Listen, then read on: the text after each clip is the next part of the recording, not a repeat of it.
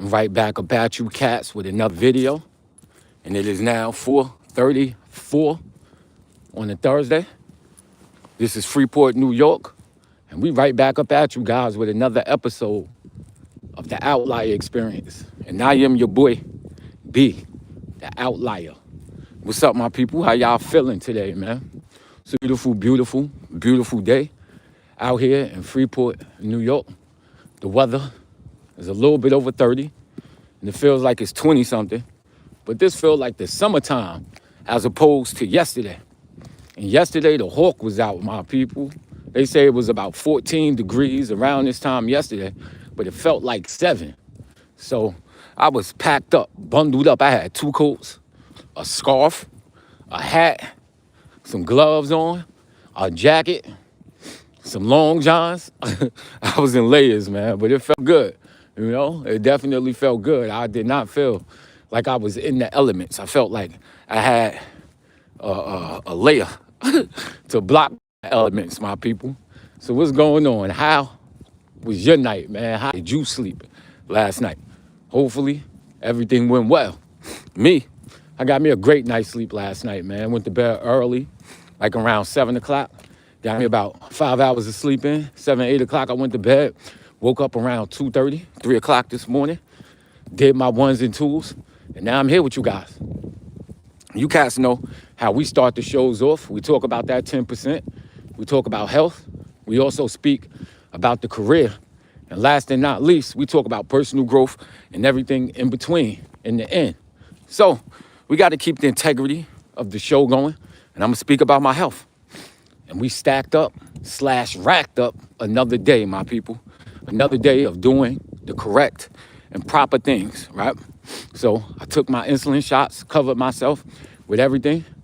The weight is looking up. I gained a pound, my people. Now I am officially 150 with the clothes off. With the clothes on, I'm pushing about 155, 156, man. We're getting up to that level where I told you cats that I wanted to be. Now, one thing I did notice about my diabetes and everything, man, for some reason, I'm addicted to sugar now, son. Like, I like regular juices. I had got that out of my appetite for a minute and out of my diet for a minute, but, you know, I kind of fell back into it, and I'm drinking, like, regular Snapples, things like that in my meals.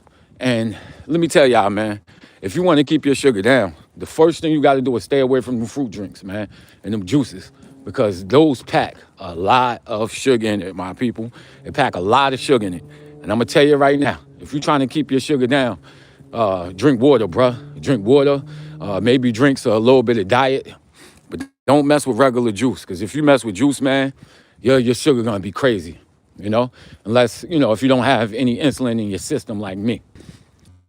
Then, next thing we talk about is the career.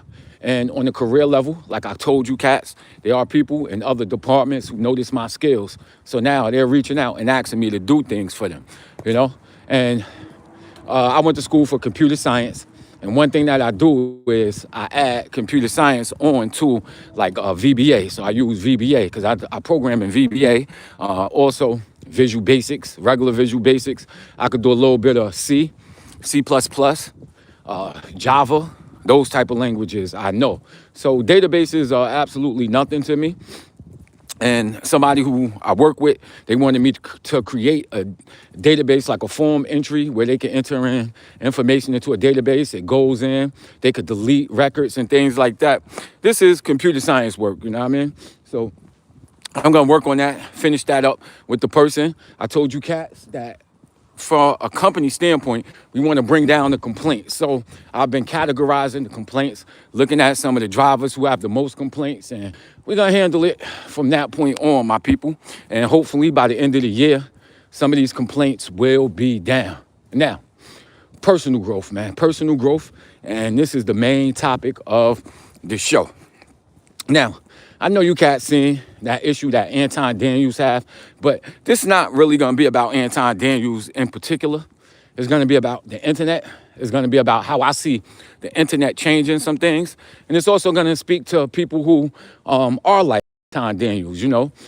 I have been in that lane a few times, you know what I mean? And this is how I caught myself up out of that lane. And I had to ask myself what it's really all about and what are we really attempting to prove with these types of conversations that we have amongst each other, you know? So the internet, the internet, the internet, the internet. The internet, you know, if you guys weren't around prior to the internet, or if you was young prior to the internet, or you didn't step off the porch prior to the internet, some of you guys may not know how some of these things used to happen. So we did used to have talk shows like Ricky Lake, things like that, that would bring certain people together. You always had talk shows that brought people together where people called in on the radio. But a lot of these debates happen on the streets, my people. A lot of these debates happen on the streets, right? And on the streets, it creates a situation where you gotta kind of stand and stick up for your ideas. We got somebody on the check-in. Somebody said, hi. Who is that? Just Digo said, hi, what up, what up, what up? William Diaz said, hello. Hola, William. It's good, William. So, yeah. So, prior to the internet, man, you know, a lot of times you had to stand up on those ideas that you believed in, you know? And me, I've always been the type of person who goes over fact as opposed to opinion. Now, I gotta step back from this, and we're gonna step back and definitely speak about that. But I grew up in a household where I seen everything, man. I seen everything.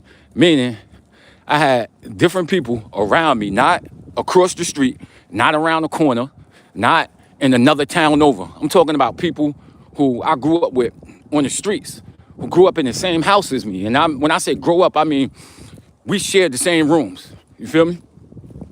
And my point that I'm saying that is that I've seen outcomes. So, again, being in a big family, somebody said, sorry, but don't speak Spanish. I know that word right now, and I don't know Spanish. All right, no problem, William Diaz. No problem, William Diaz. I don't know Spanish neither, but I know hola. I took Spanish in high school for 4 years and in college for 2 years. You know, I don't know Spanish neither, but I know hola. Everybody know that. Yeah. So again, you know, I've seen it, man. You know, so like for example, living in the same house as certain people, they had to go to public schools. You know, their parents ain't had the money to send them to private school. So me, I've gone to private school and seen certain things. There were times where, you know, during summer, I've been sent to camps, things like that. These people didn't have it with camps. I grew up with my father in my life. A lot of the people who, you know, I grew up with, they didn't have one parent in their life, or they had a parent that was in prison. So, funny story. Back in the 80s, early 90s, right?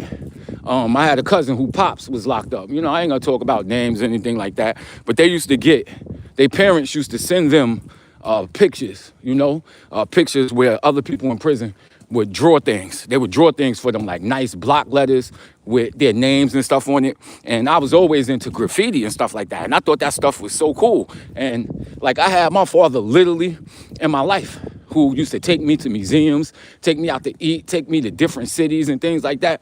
And I was looking at the ones who had their parents locked up and seeing that they send stuff like that to them and they going up to the prison to go and see them. I'm looking at it like, damn, yo, that's cool. Why isn't my family like that? Why is my father not doing stuff like that? And I thought that was cool. Like I was missing out on something being a kid. Also, like I was saying with the schools, my parents sent me to private schools, but my cousins who I grew up with, they were going to the straight up public school. So they would speak about fights and stuff happening in their school. They would speak about some of the girls in their school, some of the guys, the people who they hung out with, the fights that people would have.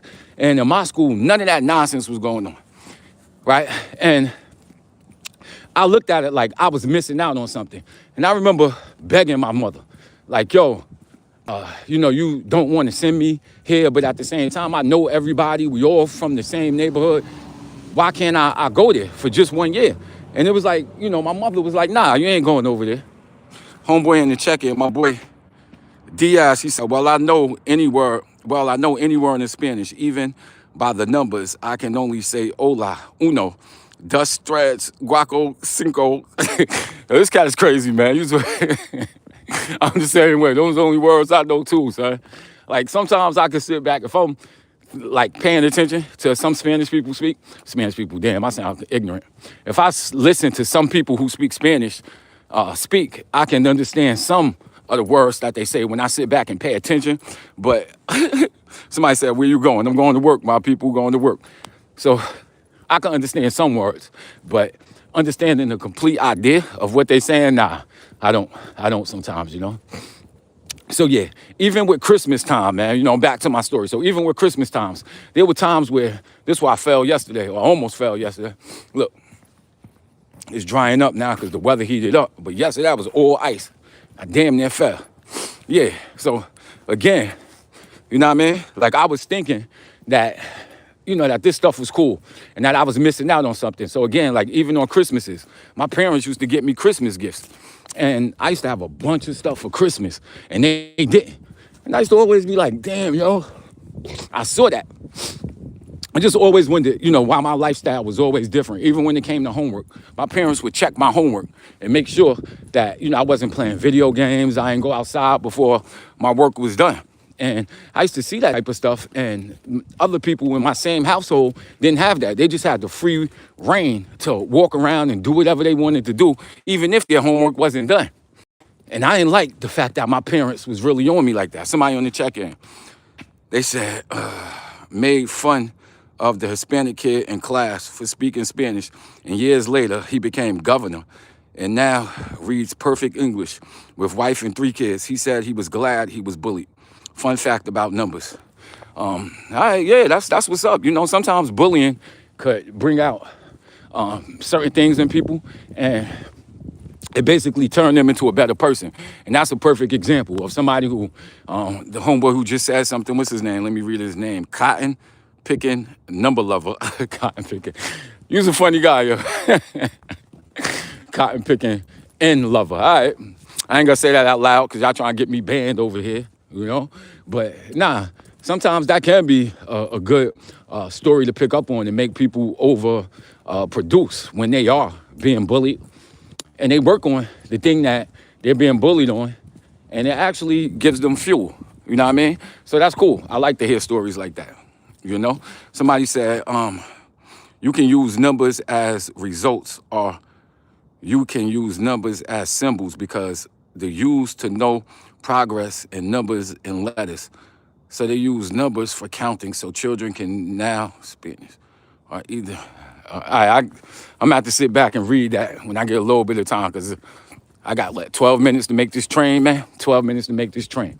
So let me get back to my story, man. Yeah, so there were things that I grew up with that a lot of people in my neighborhood and people in my house didn't have. So there were different types of things that I got into that they never knew about. So fast forward, you know, growing up, some of the people who I went to school with, some of the people who I knew growing up got locked up, right? And when they got locked up, they got into different things. Now, this brings me directly into the line of the 5 percenters, right? The 5 percenters. And also a lot of people who went to prison in the 90s, early 2000s, the type of things that they were listening to. And in New York, the cool people, right, were the people who had some street knowledge, also a lot of book knowledge.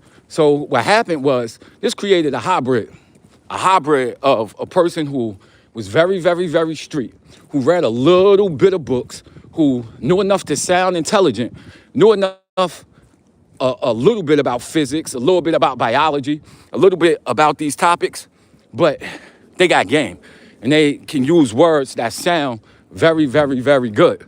And a lot of times, those words sound good, but they not really saying too much. You know, so a perfect example of that is Professor Dave. And when he had his little debate with Lord Jamar. Now, no disrespect to Lord Jamar. Lord Jamar is the man. Like, Brand Nubian, I grew up listening to them. I definitely liked them. Sadat X was one of my favorite rappers growing up. Grand Puba. These were people who I looked up to.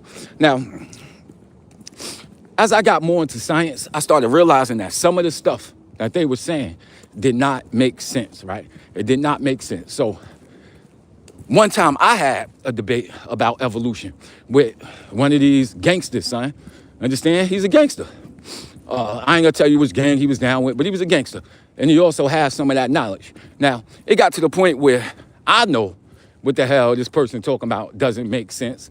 But at the same time, me being my bravado, right? My bravado and me being cocky led me to stand on a point. And it got to the point now where we're about to fight over evolution. Evolution. And I'm like, is evolution that important? Is evolution that important for me to sit up here and fight with these cats? You know what I mean? And nah, it was just like, nah, it ain't. So just surviving in the streets, just understanding that, you know, you got to use certain words. It led me to believe that, yo, I ain't here to be fighting every single argument. You know, some arguments that I see, it's not even worth it to get involved with. Now, these were stuff that I learned just being on the streets. Like certain things you can say, but depending on how you say it, depending on how your tone, depending on what you're doing, you basically gonna have to stand on that and maybe have to fight. But the internet took away that. Now, you can get any old geek off the streets, and I'm not using it as a term to put anybody down because I'm a geek, right? But you could get anybody on the street, any little punk, and they could get up here and they could use their little wheezy words to try to get people out of their person, and then try to, you know, go back on, oh, well, in the real world, well, alpha men this, alpha men that. Alpha men nothing, son. Get out of here. The point of the matter is, a lot of these guys are like weasels in real life. They weasels, like society, they feel like society has done them wrong. They know that they can't stand on anything physically, so they create an internet world where they try to establish these rules.